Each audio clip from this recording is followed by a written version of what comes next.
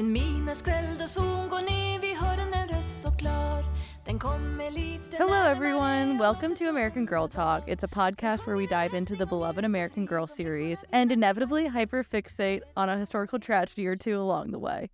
We're going to break down the nostalgia, the trauma, and the occasionally bonkers takes on history, all while serving it up in a delightfully fun and hopefully funny way to you, our beloved audience of tens. My name is Caroline. I'm a millennial woman who grew up reading the American Girl doll books. I would say my top three hyperfixation tragedies that I really love are the Romanovs, the Titanic, and the Triangle Shirtwaist Factory.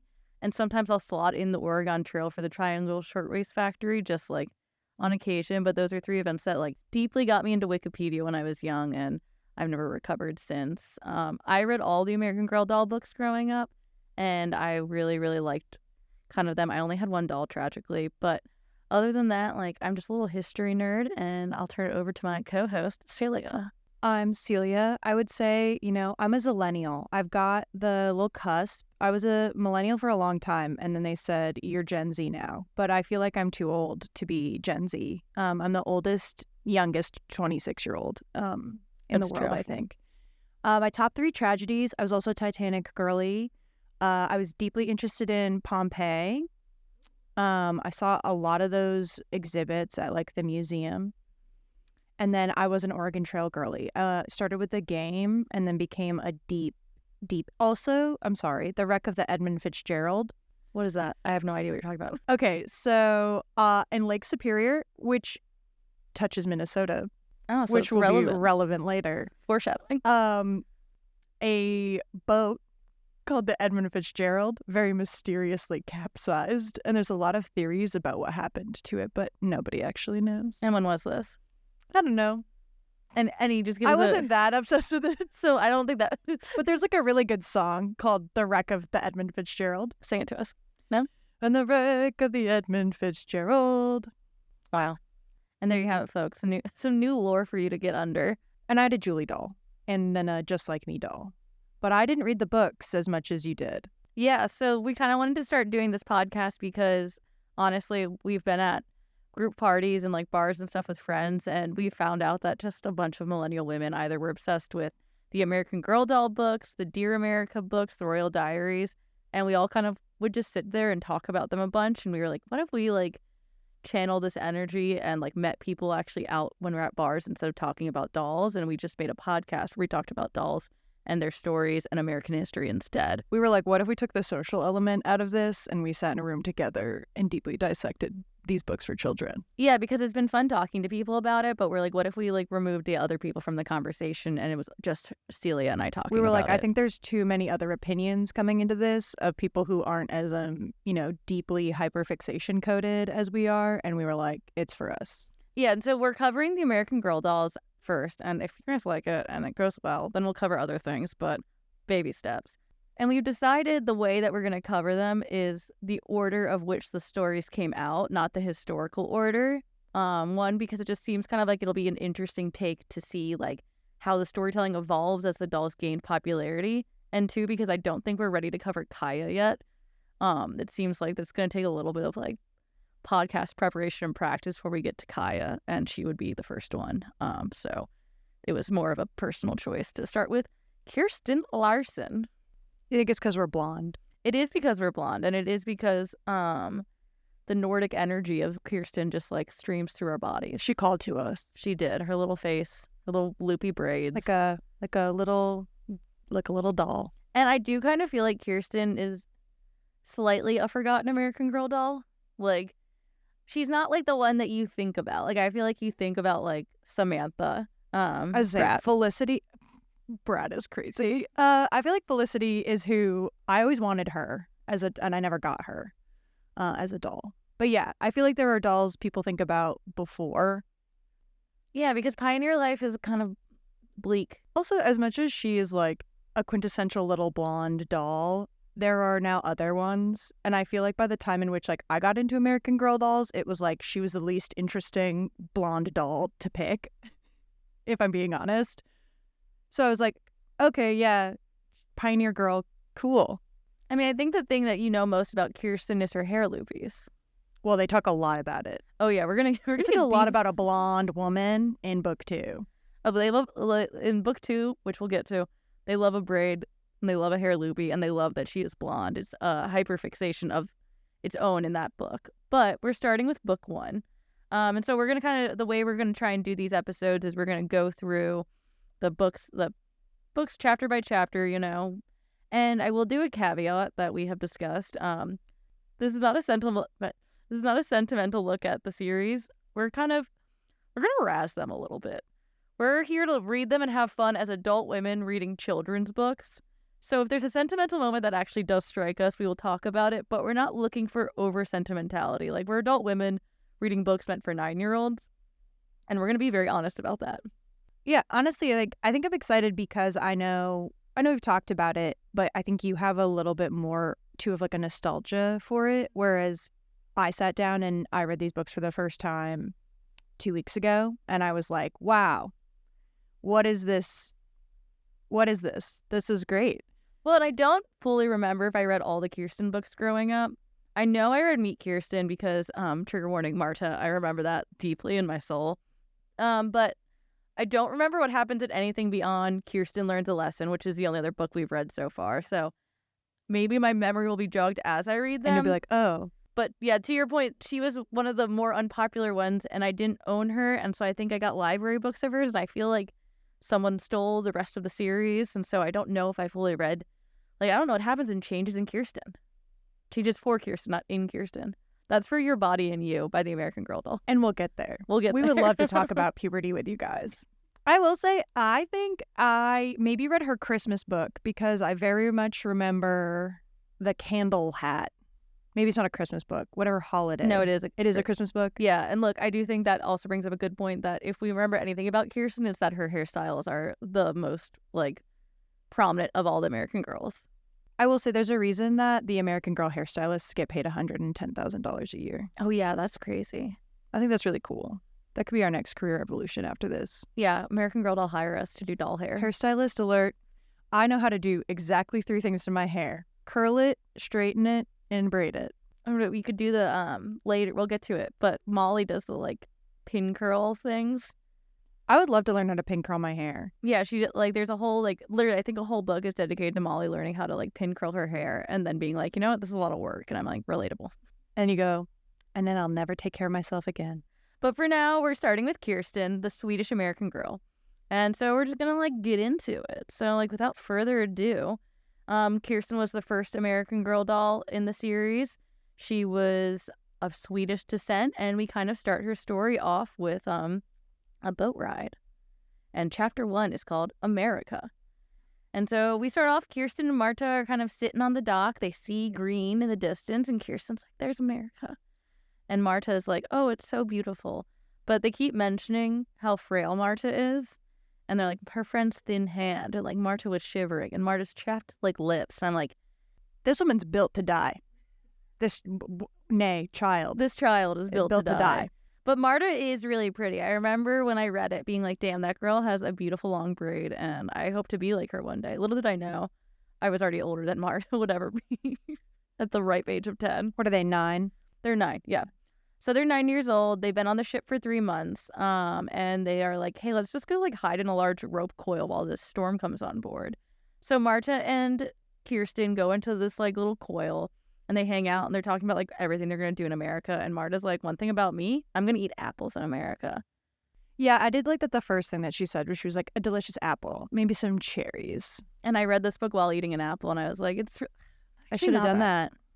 It's not that good of a fruit, honestly. I wasn't doing environmental. Whoa. A good little Granny Smith? No, I don't know. It just gets all over the place. A little apple and peanut butter? Yeah, but they don't have peanut butter then. Marta never had peanut butter. I was trying to be historically accurate. Marta never had peanut butter. It's crazy. Crazy knowing what happens to her. I will say, I felt like as a woman you've also, such as, been out on the ocean, I did feel like the storm really came out of nowhere. How were we close enough to see land?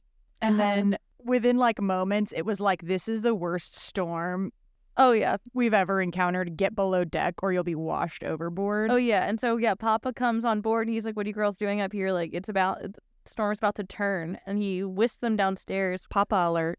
Yeah, we got to talk about Papa. We will. But he whisks them downstairs, and like the sailors like lock them all down in like the gully, and there's like buckets everywhere that are like sloshing full of God knows what. Oh, in steerage.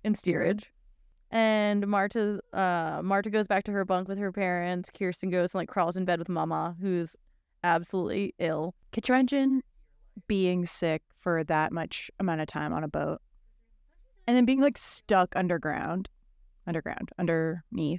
Under the floorboards. Yeah, it's dark. I do, but I also feel like, wouldn't you just... I hate to be like suck it up, but like I feel like at a certain point you're like... Well, this is actually kind of hypocritical because we both had vertigo hangovers yesterday. And like I'm razzing on Mama for being sick, for literally trying to survive, and I drank too many beers one night and I was like, I feel sick. Oh no, I can't get in my car. I will say though, crazy thing, you and I did both rally and go outside and have a social life and then breathe the good fresh air, and Mama was like, fuck that, I'm gonna be in my bunk moping. Because here's the thing too, right? Kirsten is like, it stinks, and it's gonna stink even more big time when people are throwing up. It must smell like absolute asshole down there. Oh yeah. You know when you like because you're a runner also, such as, you know when before a race suddenly everybody has to like shit themselves, and then you're like, I just have to pee, and like, or maybe you also have to shit yourself, and then you're like, here I am waiting for this porta potty, and then you go in and you're like, I know I have to do what I have to do in this bathroom, but God might forsake me right here on this earth, because the smell in those types of bathrooms is what I imagine, where it's just like sitting there and then you're sitting in it. That's how I imagine that boat smells. Also, I imagine it smells a little bit like, in a more like nostalgic way, to bring in the nostalgia. You know when you would have a sleepover in like a friend's basement as a child and everything would be fun, and then the morning you'd wake up and the air would just be absolutely stale? Yeah. And you're just like, even as a child, you're like, this can't be what life is about. Like, yeah, the stench of bodies just like marinating in like bags together. And I think that this is why I couldn't enjoy camping. The stink. They haven't showered in 3 months. There's no possible way anyone on this boat has showered. No, what are they gonna, yeah, put And like they're wearing- salt water on their bodies? And like maybe 2-3 outfits. Like, I don't even know. Do you change petticoats at that point? Oh, God. It's just, There's some disturbing layers here that they don't examine. They really do make just like a throwaway comment about the stink. And then Yeah. she's like, anyway, curled up with my mom. and her mom's like, hey, like, let's distract ourselves by talking about like Minnesota. And that's where we're going. And so they're going to Minnesota. They're going to stop in New York. They're going to take a quick hop across the country, get to Minnesota, where they're staying with Uncle Olav and Aunt Inga. And Aunt Inga is Uncle Olav's new wife. She's a widow, and she has 2 daughters. And we know nothing else beyond that. That's all they say. How do you think her husband died? Cholera. I was thinking like a horse kicked him in the head. Would be sad, too. We're like, They can't all die of cholera. no, well, they could. Well, a lot of them did. Well, it's also like if they're going to Minnesota, realistically, like if he forded a river and the river was too high, he could have drowned. Yeah, if he didn't like evaluate his skill profile on the game menu before he crossed, his boat might have been too heavy, and he wouldn't have known how deep the river was. Or if he was a banker and they didn't have a trailman on the group that went with him. Yeah, what if he didn't know how to fix a broken axle, and then that's exactly when the axle broke? Or if they got a snake bite and no one sucked the venom out. Yeah. Do you think Aunt Inga didn't suck the venom out? I think she didn't suck the venom out, I think so too. and that's why he's dead. So is she a Black Widow? Could be. I hope to learn more about her in the following books. I'm sure we will. I'm sure she'll be a prominent character in Yeah, and the way that she's like barely in the second one. She isn't. But they're like actually, but they're simply all still living in that home. Well, they live in a separate cabin, I think. We're Yeah, but getting those ahead, daughters, I know. Anyway, But We'll come back. We'll get to it at the very end of this book. But so yeah, they're having this thing and they're like, yeah, we're gonna have so much fun in Minnesota. Like Uncle Olaf says it's like amazing. Like, and I also think about this, like, think of how long they have last been in contact with Uncle Olaf. Like, he had to send a letter from Minnesota to Sweden, and then they sent one back and you're like, sounds good, we're coming. And then in between they're on a ship. Uncle Olaf could be dead. And they wouldn't even know. yeah, it's a little Roanoke-y. You're kind of just hoping everybody's where you left them. It just feels wild. Like, I know we're like in a technological age, but it does feel wild to just be like, yeah, someone sent us a letter saying it's good. I have no pictures. I have no like profile besides like this man's word. He said to come to this vague location on this farm.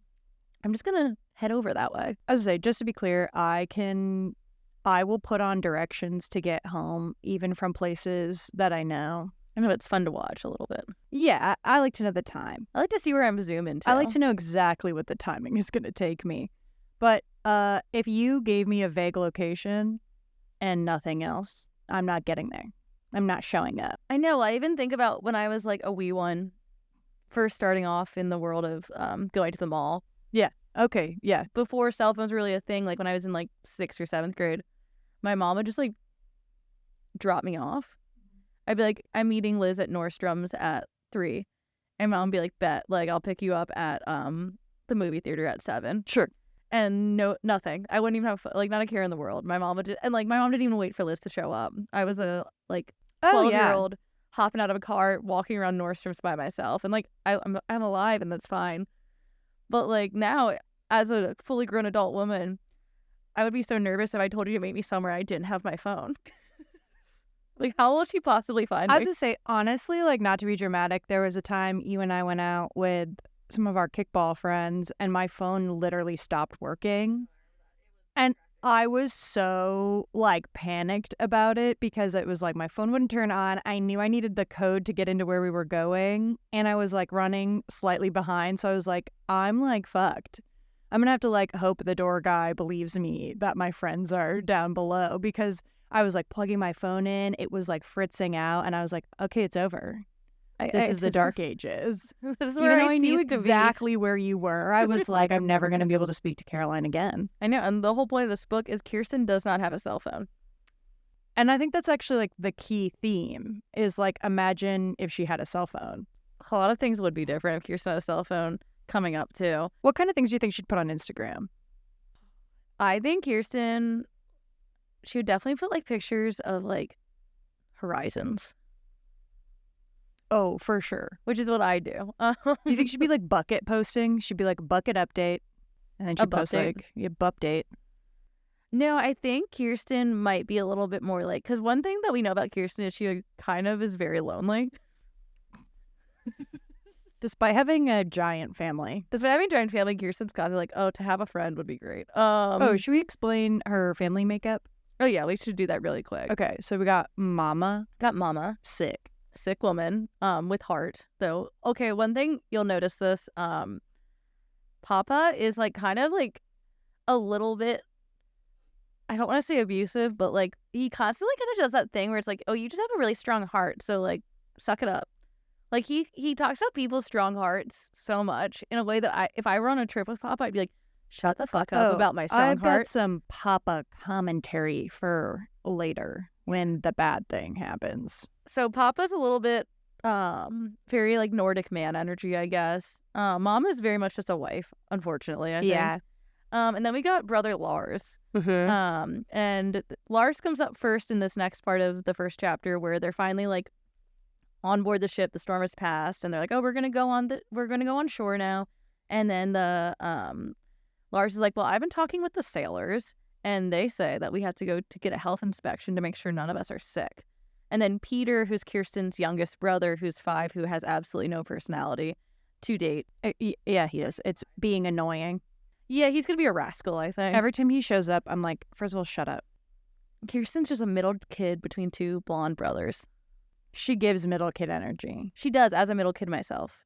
I understand Kirsten a lot. But basically, they're all worried because they're like, oh no, Mama's been like ill as fuck on this trip. But then Lars is like, oh, don't worry. Or is it Lars or Papa? Well, Papa's like, she was just normal seasick. But Peter's like, Mama's sick. We're never going to get to America. I'm like, that's right. We're like, okay, don't say that. I was like, okay, cop, like, be quiet. Why are you going to, like, rat your mom out?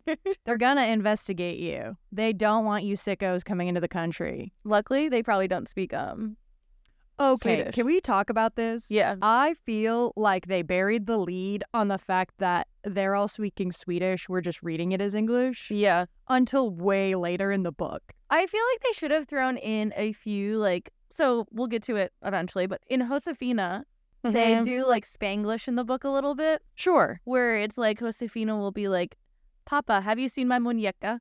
And then a muñeca is doll. And like in the little weird, insane pictures they have that are like graphic designers like nightmare in the corner of some pages, it would be a picture of a doll that would just say muñeca underneath it. Sure, as like a learning moment. So that you would be able to be like, oh, that's what she's saying. In this, it's just like complete like straight English. Like even Mama and Papa, which I'm sure is the Swedish way, but there's just no indication that they're like speaking Swedish in a way that I think as a child I totally got.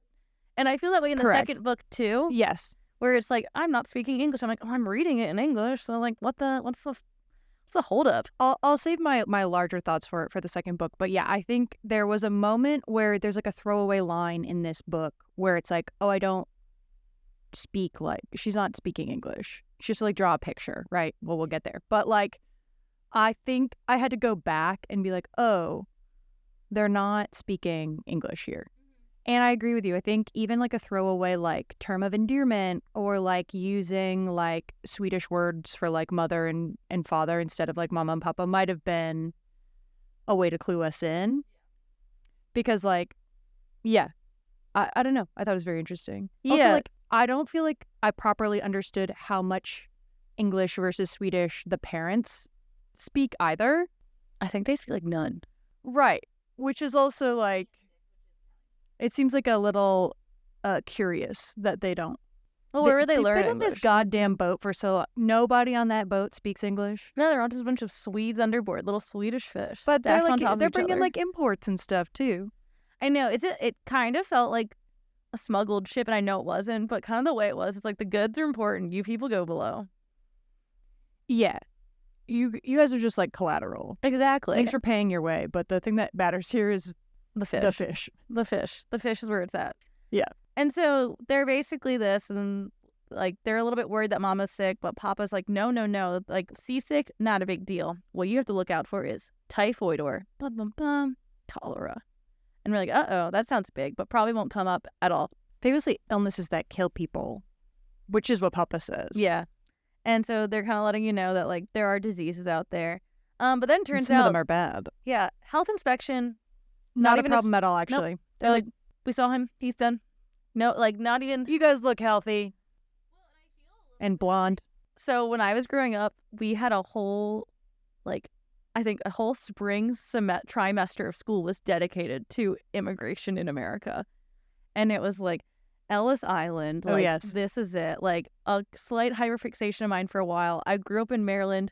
We took a day trip to New York City, which is a 4-hour drive to go stand at the Statue of Liberty for like 3 hours and then drive back. It was absolutely bonkers. Yeah. But I was like, immigration huge for Americans. Like Ellis Island, the scam of the immigration system, the changing of people's last names. I feel like they could have dedicated like 2 pages to like being processed into the country. Oh, absolutely. Whereas all of a sudden they're just like sitting on dirt in Battery She's Park. just like, suddenly in. Yeah. She's just bored. She's like, America? And that leads us into chapter 2, where she's like, America, hotter than Sweden. Lost. Oops, lost. America, it's hotter than Sweden, she says. Sitting on the dry grass. She would love for you to know she's wearing the hottest clothing ever. And all the American girls and all the American women are wearing ruffles and look really pretty. And she's like, I would love to wear a little ruffle dress. Yeah, and the mom was like, how the hell would I milk a cow in ruffles? Okay, calm down. Which is like the most kind of like mom thing to say when you're just like, okay, I'm literally just saying they your look daughter pretty. is just like, wow, look at those outfits, how fun. And your mom's like, okay. It's like when you're like, oh, that's fun in like a shop window, and your parent is like, well, we're not buying it. Like, I wasn't asking. I just wanted to say, I'm just making conversation. It's like kind of like it's a way that moms speak to you to kind of make you annoyed. Yeah. You know, it's like it's the same energy as like if your mom needs you to help clean up, instead of saying, hey, could you help me clean up? Being like, we're gonna get this place clean today. Yeah, just a statement. You're like, this is more annoying than And if you're you're like, just I like, think I'm busy yeah. at that time. Mom is like reminding Kirsten that they're just farm people, and it's like let Kirsten live for like a minute in New York City. I was gonna say, it's a little fucked up that they're like, here's the big city. By the way, don't get used to it. We're going to rural Minnesota. Kind of evil. Kirsten's like, the only fancy thing I own is this little gold necklace or this little heart-shaped copper necklace that my mormor gave me, which is a Swedish word actually, but they don't even really explain that. I think it's grandma. No, they just say it, but they also say grandma. And or then like they switched to grandmother. mormor. Yeah. And then I was like, let's talk about the trauma of leaving mormor behind. What happened with that? I'm going to be honest with you, I thought she was dead. No, I think mormor is just in Sweden. Oh, okay. And poor. I was just adding more trauma to her story already. I was like, oh, yeah, dead grandma. It kind of goes back to chapter 1, but I feel like it would have been a little bit interesting to have like maybe a pre-chapter 1 about them leaving Sweden and showing the different. I know she's American girl, but she also is like new American girl, like fresh off the boat American girl. And I think it would be interesting kind of because she harkens back to her life in Sweden a lot. Maybe it's because it's a children's book, but it's just like you're like, I don't know what you're talking about, girl. She's like, I remember my house had like a maple tree next to it. And you're like, I didn't see it. I don't know what you're talking about. I think you kind of hit on something that I felt the whole time, which was, and maybe this will change as we get to some of the other girls. I understand she is coming to America and it is about her experience like as an immigrant here in America in the US, but I do not yet understand culturally anything significant about Sweden. Yeah. She just says Sweden and then describes like a forest. Yeah, I do feel like or she like a could be log from cabin. like She could be from any like Scandinavian country. she could be from any European country. I feel Yeah, like at this honestly, point. we could go broad. Besides Kirsten Larson having hair loopies, and I think we do get into a little bit more of Swedish culture as we go on. Yeah. But like, As we dive into kind of like to the cultural holidays and traditions and things like that. But it does make me wonder why they chose Sweden. Like, why would they like, you know what? It's got to be the whitest country. they're like, we got to start with a softball here before we really dig into the history of America. We gotta start with a real like go down your gullet easy American struggle story. Wow, who doesn't love an adorable little white girl? I know. Ladies, Little Kirsten, she's a little cutie. she's cute. I was gonna say in this chapter, basically they're like in New York for like a day, and then Papa's like, we are getting out of here as soon as fucking possible. So we have a ticket tomorrow. We bought it from a trusted agent, not like a swindler or a cheat. And Mama's like, there's a lot of swindlers and cheats in New York City. And I'm like, some things never change. Mama worries about... Ain't that the goddamn truth? Could you imagine like an Elmo being like, yep, I've got you guys. You just give me like $400. I'll get you on that train. I can't imagine the devastation. It's like a modern day phone scam of someone being like, oh, I can get you to Minnesota. Just give me like 300 like lira, Italian money. And you're like, all right. And then the guy just like disappears. He's like, cool, meet me here tomorrow. And you're He's like, like, I trust I'll see you this. there. Yeah. I'd be like, I'll pay you when my ass is on the train. Again, When I'm boarding the train phone numbers. with my family. See, Be nice to be like texting you here. me Snapchatting my agent and being like, we still good to go? Just Venmo me. I'm it. so excited to go to Minnesota. Something nobody has ever said except Kirsten. But they're like getting ready for their trip to Minnesota. And so they Yes. go down Broadway. And To the market. I'm truly not sure exactly where they are in New York City. I know they're No. in Battery Park and they go up Broadway. So I guess they're in Fidei technically. Like, Well, you'd know better than me. yeah, I think they're in Fidei. Like, I think that's where New York was at the time. But they're like walking around. Kirsten gets some nice sweet bread and she like noms on it. And then Papa is taking her and Peter, the two youngest, the two most likely to get lost children, with him. And he is booking it down the street and not even looking back. Like, he has his small Swedish, non-English speaking daughter trailing him in a busy street without a care in the world. And he loses her.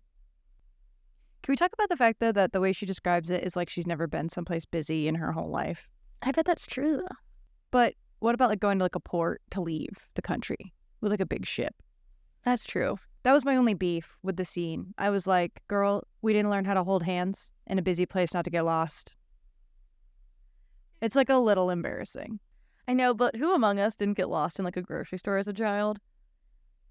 Did you never get lost in a grocery store as a child? No. Really, I did. And I remember I tried to. I thought it'd be funny if like I was with my mom and my little brother, so I was very much, it was a Kirsten Peter coded situation. Yeah. And I was walking behind my mom and I was like, what if, I bet she won't notice if I get lost. And so then I went down a different aisle on purpose. Uh-huh. And then I was like, I'll just pop out at the other aisle where she's going to be and be like, haha, you lost me. And then she took a pivot and went down a different aisle. And I was like, I am truly lost in the grocery store now. Here's what I was gonna say. This makes a lot of sense though, because I'm an only child. Oh, that's so true. Yeah. It was there was no world in which I was like, oh, good, my parents are distracted with this other child. I can go I didn't think about that. Yeah, no. scheme my way around. I mean, I was always scheming, but Yeah. I had to be different things. No, there were 2 versus 1 where we were always 3 versus 2. Yeah. So I did get lost. And so I do actually think the panic of being little and being like, oh no, like they're going to forget about me and like never, they're just going to leave for Minnesota without me. Like, I was to say, I really respect that her initial thought is, well, will they go to Minnesota without me? Yes. I thought my mom would leave me in the grocery store. I was like, she's just going to go home. Guess I'm going to, It's over for me. this is my home now. I have no mother now. I will just work in grocery store until I die. Well, and then like, I do think one thing, like they have these cute little pictures in the book and the picture of her being sad. Oh my God, it's when so she gets funny. lost, but she does look so little. Like she Oh, yeah. does look so much like a 9-year-old. And in some pictures, I'm like, oh, Kirsten's just like me. She's an adult. With that little picture, she's like holding a little doll, and she's like, "We're lost." I know, she's like, baby girl, here we go. And she just sits on a little brown stoop, a brownstone stoop. Sorry, and she just cries. And a woman comes out. It's like, can I help you? We should give her some milk. A stranger gives her milk, And she gobbles it up. which you should never take milk from a stranger. No. That should be lesson number 1. And this is the other time we have like one Swedish word. She says thank you in Swedish. She says like tack. Yep. And yeah, this is where we do kind of find out for the first time Kirsten doesn't speak English. 'Cause Yes. she's like shouting at people And in this is Swedish. like this. I guess it's not the midpoint of the book because it's chapter 2, but like this is a decent amount of pages. Oh yeah, she's lost for a little while. in. Yeah. Yeah. And so she's like lost and she doesn't speak English. And so she's like frightened. And this woman comes and meets her. And the woman's like, I can't fucking help you. I don't speak Swedish. And so then she's like, you know what? I'll just draw a ship. And one thing Kirsten loves to do when she can't communicate is like draw to people.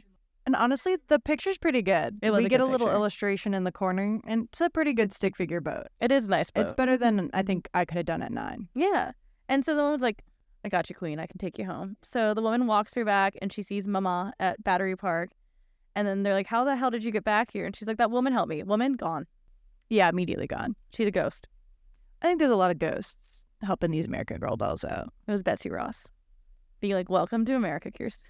And then she disappeared forever. Disappear. And we never saw her again. And also, speaking of which, maybe stupid Caroline moment, but is the Statue of Liberty there yet? I don't know. It's 1850 something.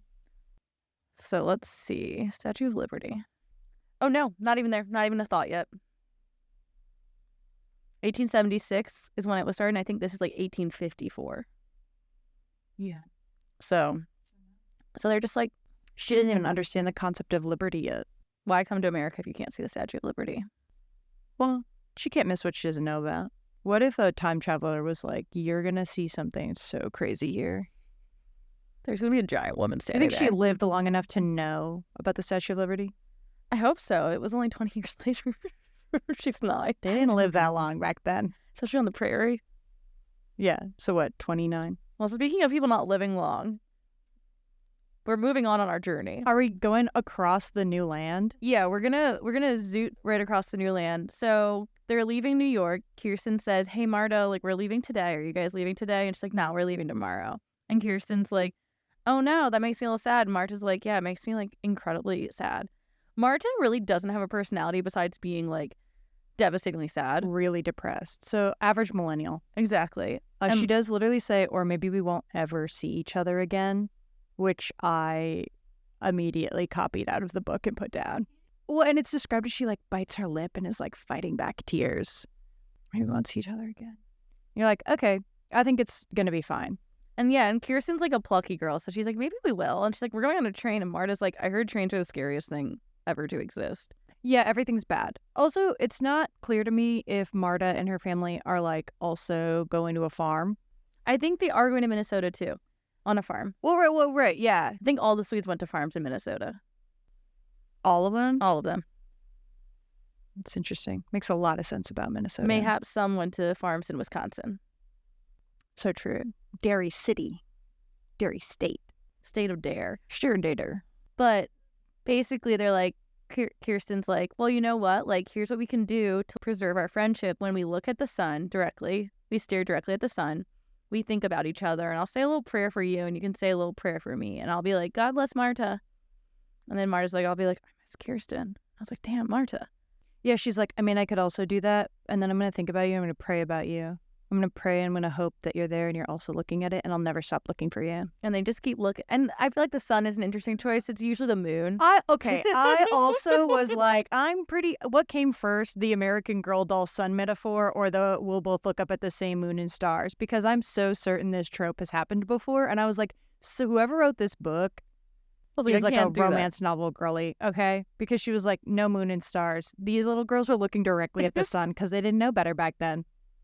Just like, it's crazy. Look at the sun, Marta. It's sweet, but it is like no sunglasses, like nothing. And they're just like squinting at the sun, being like, oh, my friend. They're like, I remember her still. Blonde, because they're blonde. Famously. Like the golden sun. Both of them. We gotta look at that sun and think of each other's hair. So they go on the boat. They leave Marta in the dust. Yeah. And I mean, they go on the train. And the train is truly described as a terrifying experience. There's no windows and they're like locked in the train and it's shaking and rattling and like fuming and all the adults are like praying that it doesn't catch on fire. It's like Imagine Boat, but worse. I think so. And then they're on it for like 4 or 5 days. Yeah, like nonstop, basically. Or when they do stuff, it's like they shuffle out quick. No, I don't even think they're allowed to get out. I think they just open the door for them to like let in some air. They're like, here's some water. And again, the stench. Kirsten is the smelliest person who's ever been alive at this point. Oh, absolutely. Smelliest 9-year-old in the series. And again, like you said, they maybe have 2 outfits. And most of it's in like their trunks. So they're not even like, this isn't like a luxury vacation. She's like, here's my one outfit. They're just like sardined in these spaces to get to, I think Chicago now is where they're headed. So, and I think this chapter was actually pretty short. Yeah, because kind of unremarkable. Yeah, because honestly, we what gotta can you get talk back about to on a Marta. train? Yeah, so we get back. We're in Chicago. Yeah, we're at a boarding house in Chicago, and Kirsten's like, I love playing with all the other little girls, but I just smile at them because I don't speak English. And then she hears someone go, Kirsten Larson, and it's Marta. Thank God. They reunite. There's like a really happy photo of them like hugging. They eat dinner with Marta's family, and like Marta's dad's like, this is great. Like the gang's back together again. Like we will never be parted again. And Kirsten's like, this is what life is really about. Being with my family, being with my friend, sharing some pork and bread. This is the best thing that can ever happen to me. And then we get to chapter 4, A Sad Journey. And spoiler, Marta dies of cholera almost immediately. Yeah, it really goes from, oh my God, this is amazing, this is beautiful, this is the American dream. And then they're like, now we're on a riverboat. By the way, half the boat is filled with violently ill people. And the rich people are on the top and you can't go there. And you're not allowed because we're poor. Yeah, because Kirsten and Marta, before Marta's dead, which is coming rapidly. So soon. That's why we're not bearing the lead on it. But basically, they try to go up to the top because they're like, that looks like a fun place to play. And a like cop man is like, get the fuck down there, you little Swedish slime. And then Kirsten's like, Dad, why can't I go up there? And he's like, we didn't pay for that. She's like, but if we did pay, we could go up there. Yeah, and he's like, I literally have no more money. I've literally spent it all to get here. We need to hire a wagon to get to Olaf's house, so no, you can't. And this is kind of the beginnings of Kirsten being like, why can't I have fancy things? A little bit. Like why can't I have something as a treat sometimes? And her mom was like, just shut the fuck up about the top deck. And she's like, Mama, why are you so upset? And then they're like, oh, well, but like maybe you should be down here where everybody's coughing. Yeah, maybe you should be. Maybe we should shut up and be with everyone sick. Stop wanting fresh air. Yeah. Child. And so then Kirsten's kind of like, okay, I'll be quiet. And so then she and Marta play a little bit. And then Marta disappears. And Kirsten's like, where did my friend go? And so then Kirsten sees Marta's dad. And she's like, hey, where's Marta? And he goes, she's dying of cholera. Well, and they really describe it as like overnight, she just like doubled over in pain. And then they were like, it's cholera. Well, and I looked up what cholera is. Yeah. And it's like you have to, I don't know how it starts, but I know it continues by people eating contaminated food or drink with fecal matter, which is foul. Yeah, it's awful. And it's I'm a not really disgusting disease. And so, and it did apparently have like a really quick, rapid onset. Like apparently you do die within like 24 hours if you're not treated. But the way to like, and this is a gross understatement, but the way to treat cholera is hydration. Basically, your body just like sponges itself out. Yeah. And so if they had clean water, Marta wouldn't have died. Yeah, it is pretty crazy how many treatable diseases, like, now. Or treatable. Yeah, that, like, we now don't even think of, like, we don't have to worry. We probably never have to worry about. I've probably never had cholera. And I probably never will. Yeah, exactly. God Like, willing. God willing, nothing ever happens. But it's kind of the same thing with, like, dysentery, Yeah. where you're like, easy solve. I feel like I have dysentery, though. Okay. Well, you just need to eat an orange. No, that's Nope, that's a different scurvy. thing. Yeah. Mm-hmm. Maybe you just need to eat an orange for dysentery, Just eat too. an orange. You'll be fine. Just eat an orange. You'll never... That's funny. Yeah, you're right. But so Kirsten tries to visit Marta in, like, the sick bed area. Yeah. And they're like, you really can't visit her. Like, you're going to get sick. We don't need that. And, like, you see a little picture of, like, Marta's mom taking care of her, and, like, Marta's little blonde head. You don't see Marta's, like, dying sick face, which I do think is nice for kids. And then they're just like, she'll be fine tomorrow. Don't worry about it. Like liars. Also, she, like, high-key overrides them to, like, go look at her They're friend's like, body. please don't go look at. They're like, don't do that, you precocious little gal. And then she's just like, I think I'm going to go do that. And she's like, okay, I'm, like, an American girl now. I can do whatever I want. I'm allowed. And so then she goes to bed and she's like, I had a nightmare that, like, Marta was sick. That was crazy. And she's like, I'm just going to go check on her. And Marta's not in the sick bedroom. So she's like, yes, Marta must have gotten better. She's so well. She books it back to the shore and she's like, why are we stopped? And then she, like, looks and sees. Okay, the picture is so disturbing. It's so fucked up. I was like, looking at, we read it on, like, a little PDF. So I imagine if you're reading the book in paperback form, the haunting realization is you flip the page and you see, like, these little shadow figures of the sailors With a tiny coffin. with a tiny little box. Yeah. And Kirsten sees Marta's dad standing on the edge of the boat, and she's like, "Where's Marta?" And he, like, points to the box. It's so nobody handles it well with Kirsten. Okay, and quite honestly, we move on from it relatively quickly. Oh my god. She's literally, like, just, like, starts sobbing, and her dad's like, first of all, stop crying, you stupid bitch. Okay, He's like, first of all, enough. be so enough. Move on. She's dead. It's over. She's like, this is Her best friend. This is a 9-year-old. This is probably the first time someone in her life has died. Like, because we know more and more are still alive. So it's probably the first Not time. me, but I know more and more are still alive. Caroline was like, this is the first time she's experiencing death, and I'm like, she's already seen her dead grandmother. But literally within, like, 4 minutes, she's sitting there, like, blubbering. Like, it's like she can't even say Marta's name, and she's trying to shout Marta's name, and she's just inconsolable. And then Papa comes up and is like, all right, enough. Yeah, and then Mom was like, let her have her tears. I was like, that goes pretty hard. Yeah, that was pretty nice. I do remember reading this book as a child, and to your point, flipping the page and seeing that photo with a little coffin and being like, oh, It's no, just, how'd that happen? it's just a little crazy for, like, a children's book, I feel like, to go from, oh, she's sick to she's dead. I know. Because It's the first book, too. yes, because don't you feel like, I feel like when you learned about tragedies and stuff, like, this is gonna be a really weird segue, but, like, when you, like, first learn about 9/11, I feel like the initial way you're sort of taught about it is, like, in a very high level way, like, what the incident was. And as you get older, it's almost like you're given more pieces of, like, what the true level of, like, life losses were and things like that, like the real statistics. And in this book, it was just like, so people were getting sick and dying. Now her friend is sick, and now her friend is dead within, like, 4 pages. And it is just, I think it's crazy that this happened in the first book. Yeah, when there's so many more Kirsten books, When they we don't killed really, her best friend off. and we don't really know Marta that well. So it's like, it's No. sad, but it's also just, She was a sad girl who died a sad girl. and you can tell she was going to die from the beginning. Yeah, the foreshadowing was a little heavy-handed when they were like, somebody might die of an illness. And who's got frail little wrists? Who's this sickly little girl that Kirsten loves? This is this macabre child whose only purpose is She's to be an wise omen. beyond her ears, yeah. But so Marta's dead. Yeah, and then we really move on from it.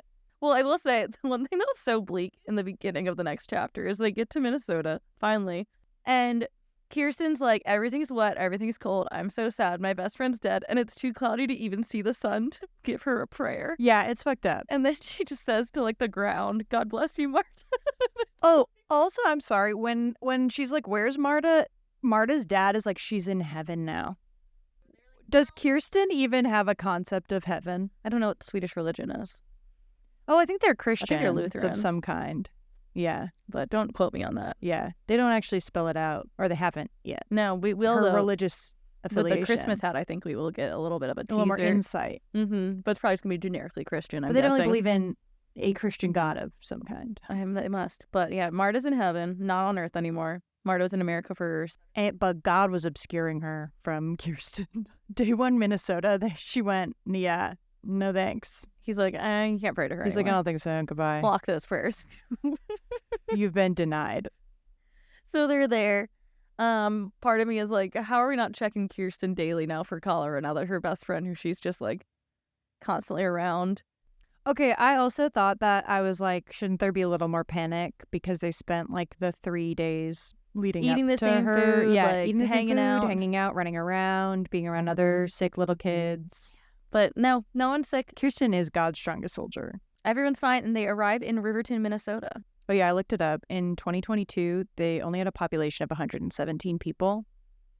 So I don't think this book did a lot for the tourism of This Minnesota. wasn't a boon. It's also like in the middle of the state. So like the Twin Cities are in like the lower third of Minnesota, and then this is like in the middle, Smack upper dab half. middle. Yeah. That's a little bleak.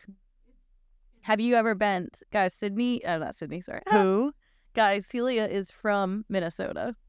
Yeah, I lived there from when I was 5 until I graduated college and moved here. And is it the land of plenty? Here's the thing. The soil's good. Yeah, there's a lot of farmland. Do I love Minnesota? No. Did I like Minnesota? Yes, it's fine. It has a lot of great lakes, 10,000 of them at least. Feels impossible. Here's the thing, we'll count anything as a lake. I was gonna say, what If are we it's like counting as lakes? yeah, here's the thing. There were areas where you'd be like, oh, there's a lake here, and the lake was like not even like swimmable. Well, here's the thing. I was born on the East Coast. I love the ocean. I'll go in the ocean all day long. You can't trust a lake. Yeah. I hope Kirsten learns that lesson. She hasn't yet. She is going to learn a lesson in the next book. She does learn a lesson, but it's not regarding lakes. Anyway, so I'm optimistic about the lake content in the future books. I'll be really interested to see her thoughts on it. Anyway, I looked it up because I was nosy if it was a real town or if American Girl was like, we're going to be historically accurate on everything except for The town. the town that she moved to. They like walk away from the town. Yeah, okay, here's the other thing. Yeah, they get there and then they're like, we don't have any money. So Papa budgeted poorly. Yeah, and he kept bringing up the fucking wagon, and then they couldn't even afford the wagon to carry their trunks. I know the wagon was the whole fixation of this trip. From and then the he's city. like, oops, no wagon actually. He's like, no wagon. We're just gonna carry what we can, and everybody's little hands are gonna be put to work. And so Papa is like, yeah, we have to take what we can. We'll take only what's important, and we're going to leave our chest here, and we'll get it eventually. Okay, I get it that they can't probably carry it like as like or all of them as like Yeah. a family, but I was sort of like, it does have every other piece of clothing, and you guys must be disgusting. So you're gonna leave it here in town when they have to walk all day to get to the farm. Well, and then where do they leave it in town? Because they're like, we'll just put it somewhere. We'll pick it up.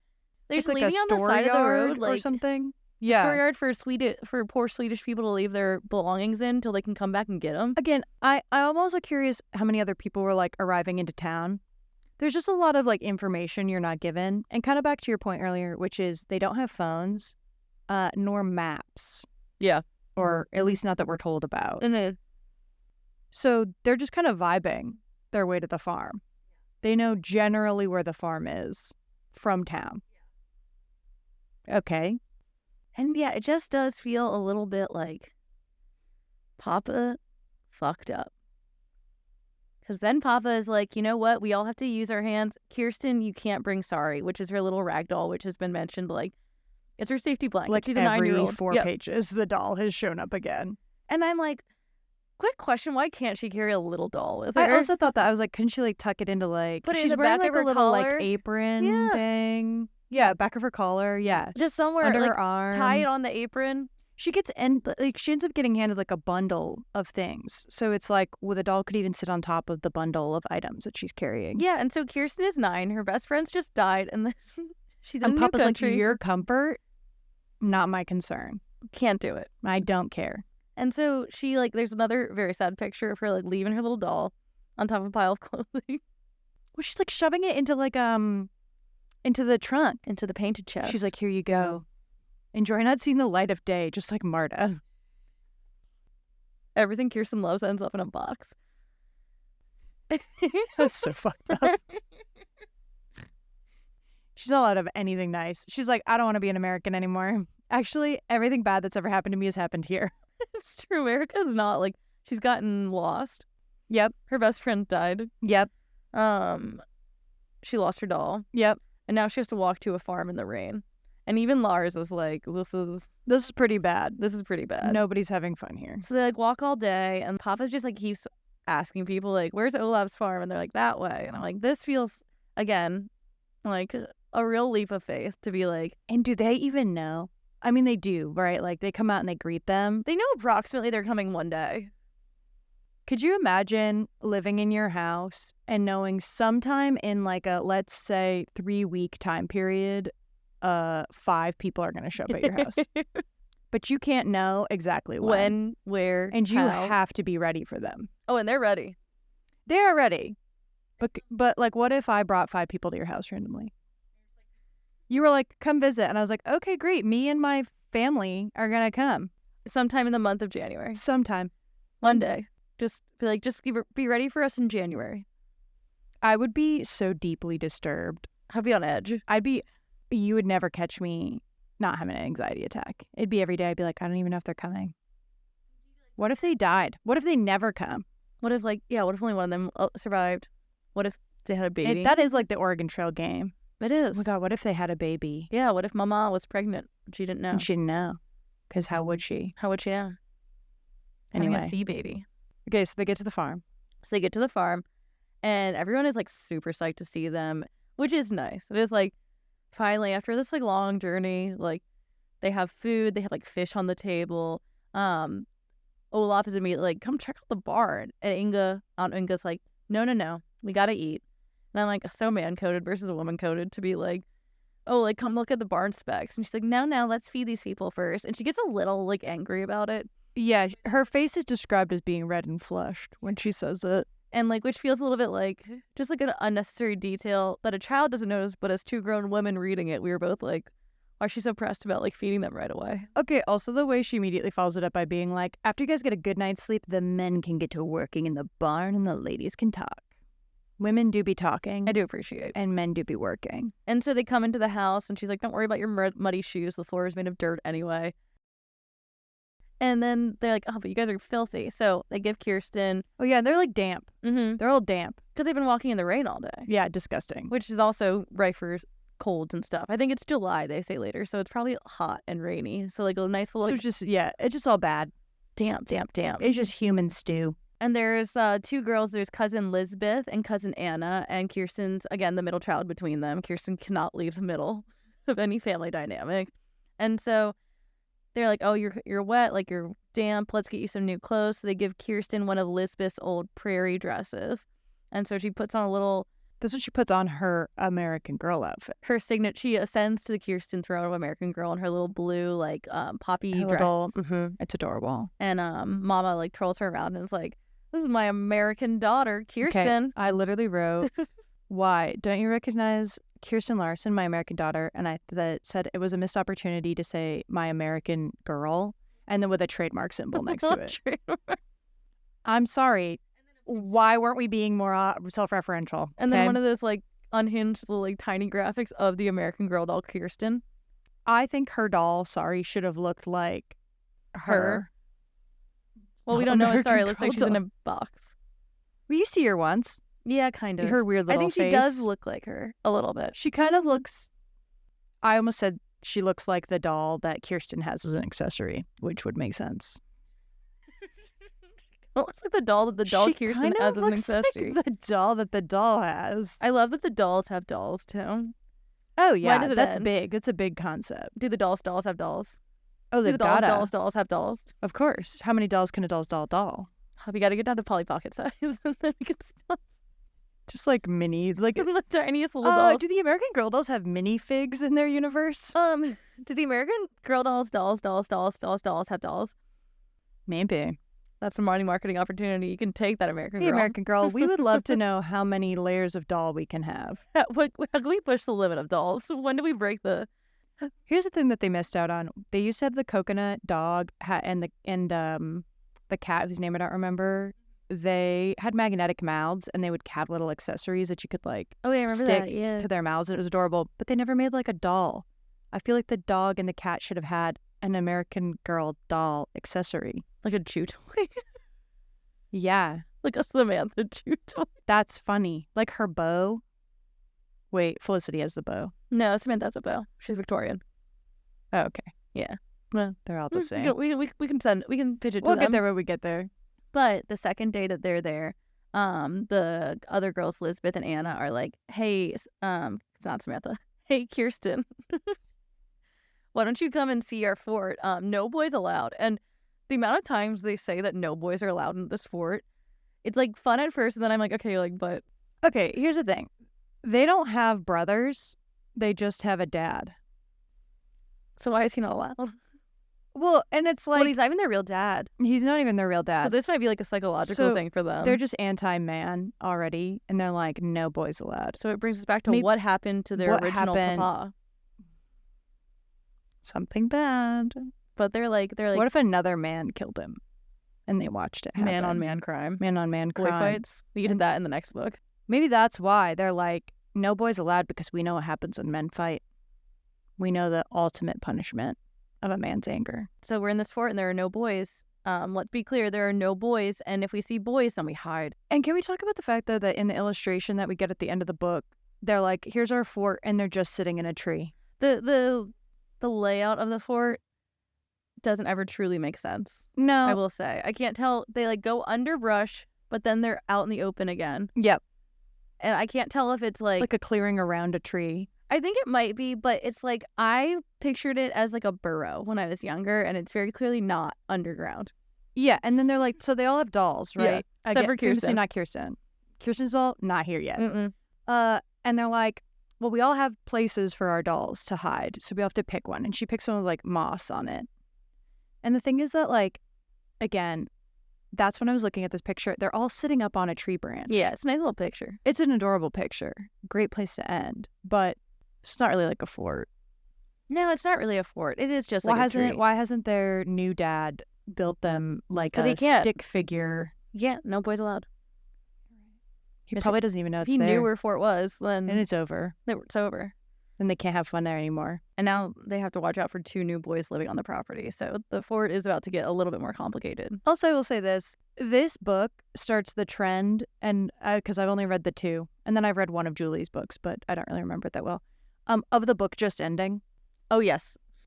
There's like no ceremony to There's the no end of the story story. or wrap up. I, honest to God, had to reread the last like paragraph, like scrolled up and down, because I was like, oh, maybe this PDF is missing Missing some stuff. the story, Yeah.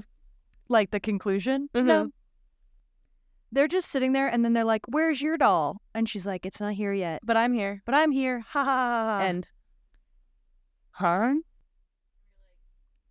Did they go home? How does she feel? so do we think if Kirsten gets a new doll, she's going to name it Marta? It feels a little fucked up if she does. I feel like I would do that. You'd name a doll after your dead friend. Yeah, I would think it was like a nice thing to do. I think I would be like, this is the way to keep her. And no one's helping Kirsten process this. I feel like it's I haven't processed this thing to do. That's fair. But she already has well, Well, we don't know if she still has sorry. A highwayman could have stolen it at this point. that's so true. A swindler and a Because con they man don't get the... is like, I want this little girl's doll really bad. And spoiler alert, they don't get the chest back by the second book. It's still there. No. Yeah. So I don't know what they're waiting on. They're just like, fine, I guess. Yeah. She's like, doll is over. I never need doll again. I'm an American girl. American Girl dolls don't need dolls. As we covered earlier. As we covered. The thing is, they do, but they'll never have as many as they could. No, you could never have enough dolls. I do feel like she is predisposed to call the doll Marta, though, if she gets a new one. I hope there's some sort of kind of fucked up thing where we like be like, oh, she isn't over it yet. How do you think Marta will get a mention in every book? We'll see, because something weird happens in the next one that I'm just like, huh, this is interesting. Yes. But to wrap this one up, yeah, as Celia said, it kind of just like ends, and then you get a peek into the past. Oh, yes. And I do actually think this is like kind of a cute little thing in the book where it like gives you basically like, I think like a page and a half of this is the history of American immigration, and it tells you a few different things about it, and it's kind of like, oh, this is like what it would be like to be a girl this age, and just like imagine yourself doing this, and it has real pictures and all that fun stuff. And this is where I want to tell my own immigration story. Okay. Where, like I said, when I was in 6th grade, my the spring semester, they're like, we're really gonna lock in on immigration. And so what they made us do was at the beginning of the spring semester, we drew names out of a hat, and you drew a country and a name and a character, basically. And so for the whole semester, we built up to immigrating to America. Okay. Continue. But I was going to ask you earlier if you also had to do that sort of like activity where like you had to figure out all like the qualifiers basically of how you were supposed to like immigrate into the country. Yeah. But then were you also given like pitfalls and shit? Yes. Okay. So it was insane. It was so fun, honestly. But like basically the whole semester we would learn about things, and then like you had side quest where it's like, cool. All right, there's like immigration day is May 3rd. And so you have to start earning money. And the way you earn money was doing chores for teachers. And they'd give you like fake little bucks and like wash my like whiteboards. Then you'll get like 3 American bucks. Sure. And I actually was Kirsten Kinderset, a Swedish woman who was a mom of 3. I was a widowed mom of 3, and I was traveling with my blind father. We were fishermen. Okay. And I had to convince them to let my father into the country as a blind man. But so immigration day, so we built up to this. You had to come up with your whole narrative. It was like a whole group of you from your class. And then on immigration day, it was like we didn't go to classes at all that day. They turned off the air conditioning in like the like main hallway, and they made us dress as immigrants. Hang on. And they made us carry all of our... Maybe they made you dress as immigrants. Like hang on. We wore like bandanas and like skirts. Just like stuff I don't think. We just in costumes. Like your the parents objects might look different now. Yeah, it was 2006. Yeah, of course. It was a post 9/11 world. And we like they told us to bring suitcases, and then they made us put our heaviest textbooks in the suitcase. If you were like leaning against it and stuff, they'd send you to the infirmary because you looked like weak. Okay, yep. They like snuck dog treats into some kids' like bags and told them they were sneaking drugs into the country, which was kind of awful. You could get deported and you could not make it into America if you didn't play your cards right. And the thing with the swindlers was, I remember there was this guy in front of me who was in a different family, and one of our teachers came by and was like, if someone has maybe $50, I might be able to help them skip the line. Sure. All the scheming and stuff like that. And so then he gave the teacher $50, and the teacher started to walk away. And this guy was like, wait a second, you said you'd be able to help me. And I said, I might be able to help you. And I was like, this must have been a moment for the teachers to channel their rage at the students they didn't like. Oh, yeah. Kind of a like non-threatening way. We didn't have it intense like that, but we did like Salem witch trials simulators. Okay. In theater high school. And it was the same energy. It just feels like you just wanted to kind of turn everybody against each other temporarily. A way to get back at people as a teacher. Oh, I would do it. Oh, yeah. I mean, why not? Being a teacher is like a great burden in this country. A great gift, but a great burden. But it did make me appreciate, I think, Kirsten's story a little bit more, especially being a Kirsten myself. Put yourself in her shoes. And I did a little Swedish accent the whole day, which was obviously an insane choice for me, but it was who I was at the time. It's good to commit. And then I had trouble getting out of the accent, and my mom was like, you gotta quit it. She was like, I'm gonna lose you at the grocery store again if you can't stop that I like accent. looked up YouTube videos of what Swedish accent sound like, and did like I sounded more like the Swedish chef. Okay, than an actual Swedish person. Yeah. But like, I mean, but I committed to the bit, and that was what was important. And I think that that's still something so true about you. A commitment to the bit. It was really kind of like one of those moments where I'm like, this is who I'm going to be for the rest of my life. Formative. Yeah. But that kind of is the wrap up for Meet Kirsten. Kirsten. Thoughts? We met her. We thought about her. I'm interested to see how not just with her books, but going forward, we might get more insight into the other girls, because I feel like this was just very plain. Yeah. Other than the trauma. The trauma, not so plain. Yeah. But, she just, I finished the book and I went, okay.